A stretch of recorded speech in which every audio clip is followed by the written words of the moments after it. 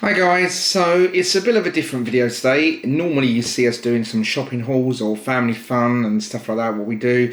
But I was thinking about things that we can do which can probably maybe help you guys who have got children with additional disabilities, who maybe have just got diagnoses for the first time and wondering what you can be doing to help them, what support is available for them financially, and also just to make their lives and your lives a little bit easier, and support that you may not be aware which is there for you guys. Because when you get a diagnosis of a child with a disability such as autism, ADHD, Asperger's and other conditions that you may get diagnoses for, you don't usually get a lot of support given to you at the time. I know when Noah was diagnosed with autism just before his second birthday, which was quite rare for a consultant to do that, we was given the diagnosis that he had non-verbal classical autism, and we basically went in there telling this consultant guy what we thought might have been the issue with Noah.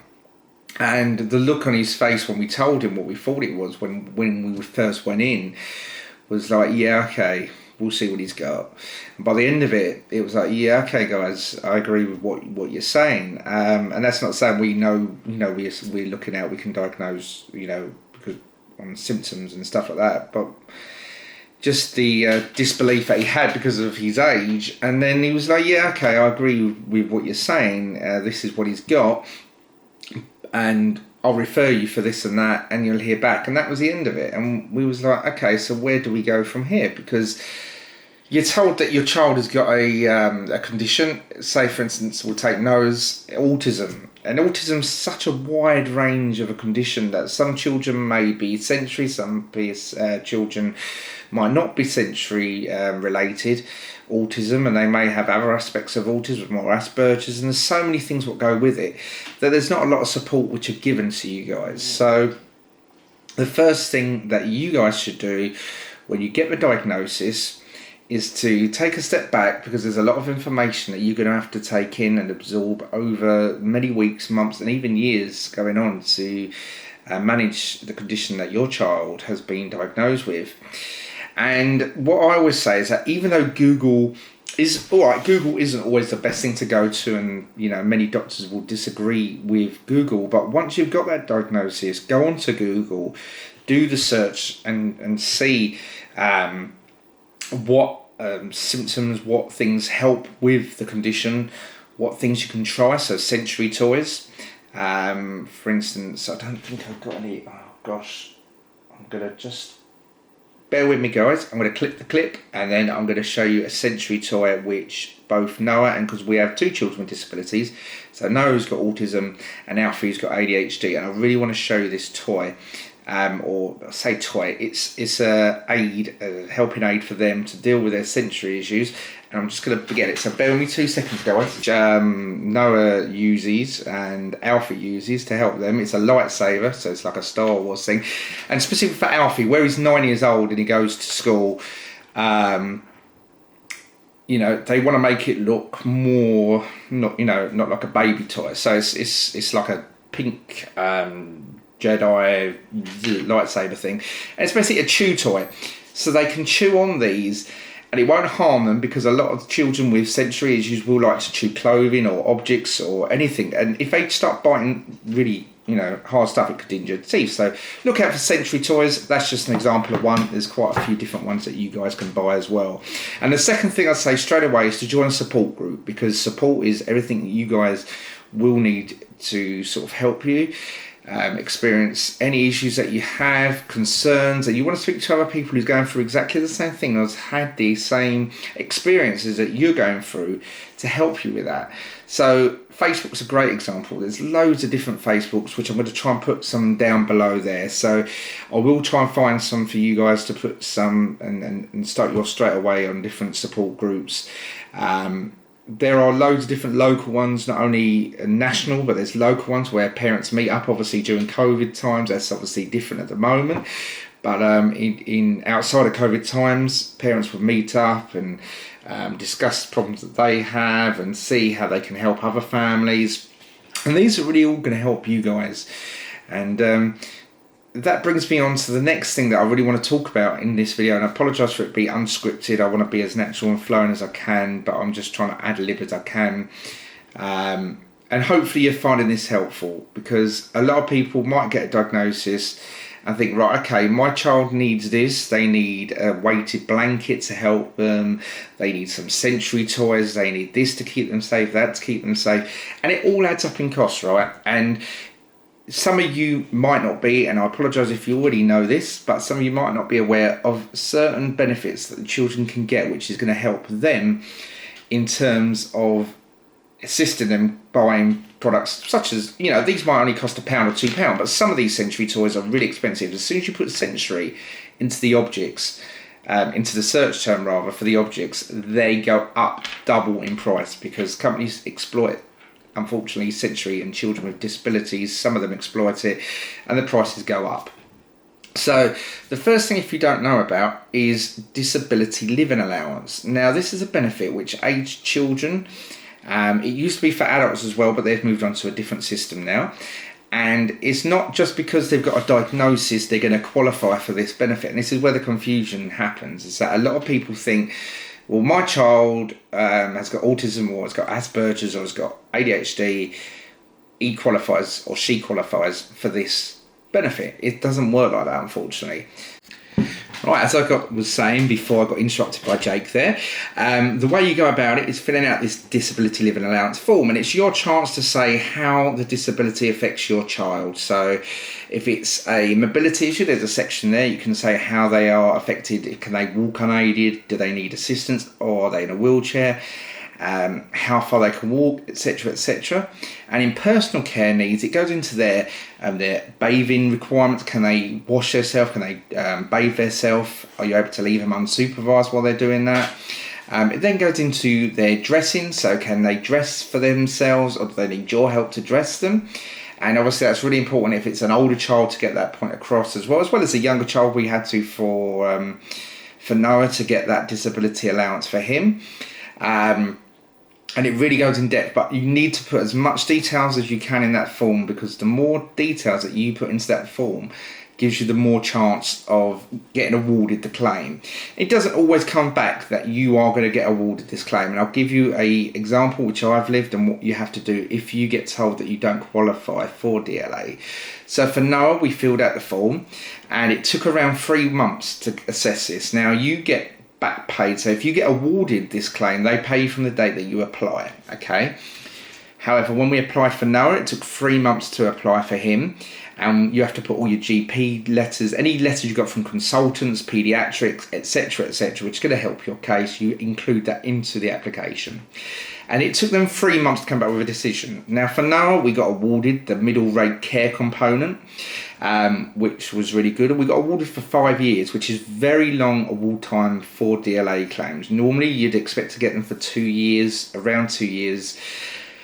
But I think because of his age, they gave it and awarded it to us for 5 years, because by the time he gets reassessed, he will be in school, and they will have a wider aspect of how it's affected him at a later age. But that is how you would get it. If you receive a success and you get the claim, they will write to you and they will say you've been awarded a middle, higher or lower rate care component. And if you've put that mobility in, you can also get a lower or higher. There's no middle rate for mobility for the DLA.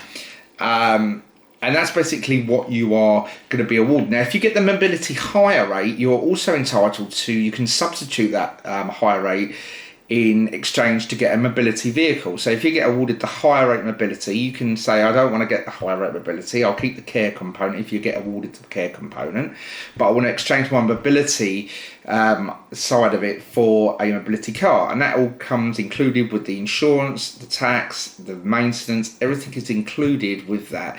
Now, Noah didn't get that because he was 2 at the time of applying, and if you reapply after because he's 3 now, but if you apply now, you run the risk of an assessor deciding he doesn't need the whole disability claim money, and they can stop the whole claim again, which you don't really want, but that's what they can do. So that is, if you get awarded it, you'll get the award letter telling you all the information in it. Now, if you don't get awarded that DLA money, what happens then is they'll send you a letter with you didn't.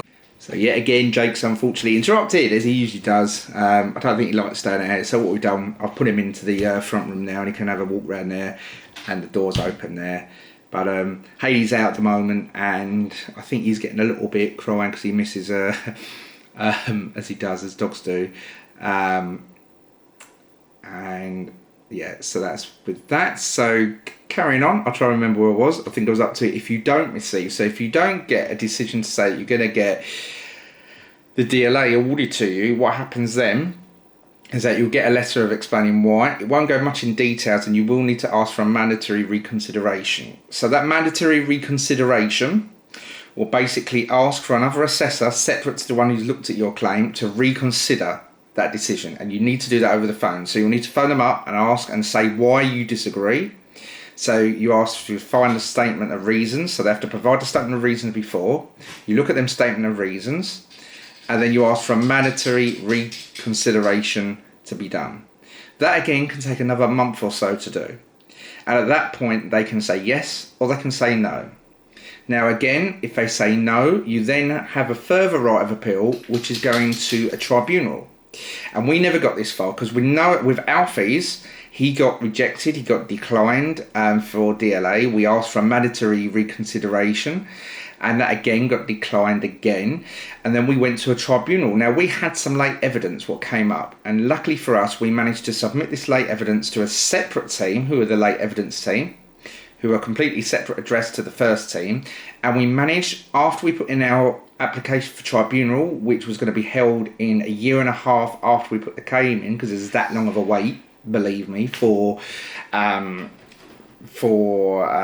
the tribunals to be heard. And at that point they accepted the late evidence, and they awarded Alfie middle rate care as well, the same rate as what Noah's got. And we didn't have to have the tribunal, even though we still got letters from the tribunal people telling us that we're going to get this date for the case hearing.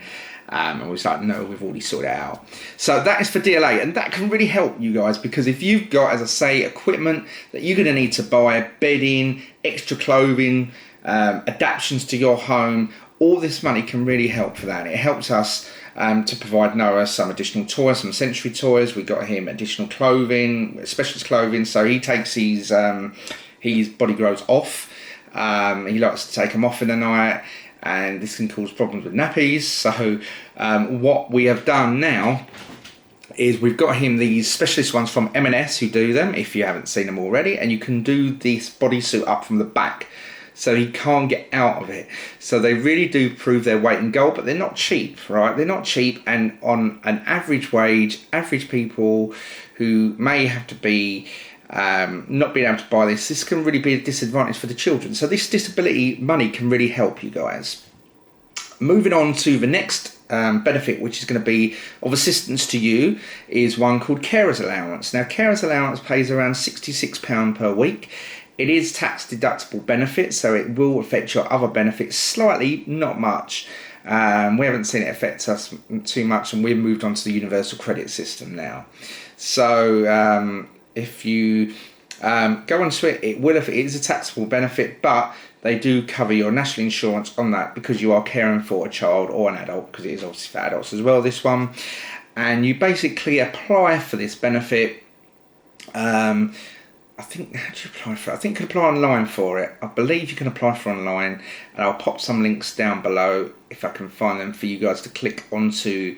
That'll be in the description box for the links, and that's really going to help you. That again takes quite a long while to decide, especially with COVID at the moment. Everything's taken a long time, right, guys? So this is another one where it's going to take a while, but it's going to prove extra income for you guys who have, like us. I was working, and recently, because of Noah's needs have gone up, he now requires 2 people to cater for his personal needs when he's not at nursery. He's not at nursery most days of the week. He's at nursery a couple of days a week because of the distance from here to his nursery, where he settled before we moved. And so I was working up to the point of when I was spending more time indoors than I was working. And I was a cab driver, so I was paying money for a car and not really seeing any profit from it. And so this carers allowance just tops your income up a little bit. It doesn't do too much. And that's